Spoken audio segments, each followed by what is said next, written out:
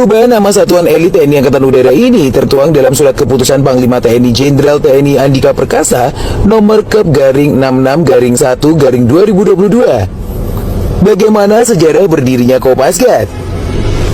Pasukan Khas TNI Angkatan Udara ini awalnya dinamai Komando Pasukan Gerak Cepat yang ditetapkan pada 17 Oktober 1947. Dalam perjalanannya, Kopasgat kemudian berubah menjadi Kopaskas, hingga akhirnya kembali menjadi Kopasgat. Kopasgat ini berawal ketika Gubernur Kalimantan, Pangeran Muhammad Nur, meminta kepada Auri agar mengirimkan pasukan payung ke Kalimantan untuk membentuk dan menyusun gerilyawan membantu perjuangan rakyat di Kalimantan. Atas inisiatif Komodor U. Suryadi Suryadharma, kemudian dipilih 12 putra asli Kalimantan dan 2 orang PHB Auri untuk melakukan penerjunan. Pada 17 Oktober 1947, sebanyak 13 orang berhasil diterjunkan di Sambi, Kota Waringin Barat, Kalimantan Tengah. Mereka adalah Hari Hadi Sumantri, FM Soyoto, Iskandar, Ahmad Kosasi, Bahri, J. Bitak, Syekh William, Immanuel Nuhan, Amiruddin, Ali Akbar, M. Dahlan, J. Hadarius, dan Marawi. Mereka diterjunkan dari pesawat C-47 Dakota RI-002 yang diterbangkan oleh Bob Friedberg, berkebangsaan Amerika, sekaligus sebagai pemilik pesawat. Ini adalah operasi lintas udara pertama dalam sejarah Indonesia. Peristiwa penerjunan yang dilakukan oleh 13 prajurit Auri tersebut merupakan peristiwa yang menandai lahirnya Kopasgat. Kopasgat merupakan satuan tempur darat berkemampuan 3 matra, yaitu udara, laut, darat. Setiap prajurit Pasgat minimal harus memiliki kualifikasi para komando untuk dapat melaksanakan tugas secara profesional. Pasgat sebagai pasukan pemukul siap diterjunkan di segala medan, baik hutan, kota, rawa, sungai, maupun laut, untuk menumpas semua musuh yang melawan NKRI.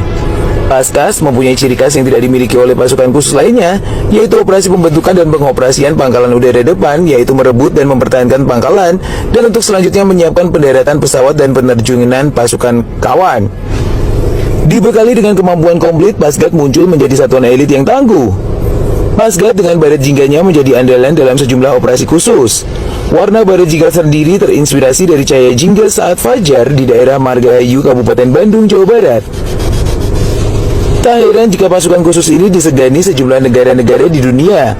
Bahkan beberapa panglima NATO mengungkapkan jika Indonesia menjadi salah satu negara yang patut diwaspadai karena mempunyai pasukan khusus yang selalu disimpan, yaitu Pasgat. Bukti jika Pasgat merupakan pasukan khusus yang disegani dapat dirasakan saat insiden di Bandara Komoro, jelang lepasnya Provinsi Timor Timur. Saat itu 80 prajurit Pasgat nyaris kontak tembak dengan pasukan Australia yang tergabung dalam International Force for East Timor.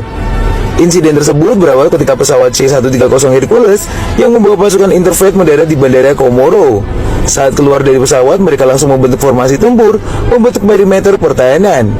Tindakan berlebihan pasukan Australia ini membuat prajurit Pasgat yang tengah mengendalikan dan mengoperasikan bandara terheran-heran, sebab situasi keamanan di tim-tim saat itu aman-aman saja.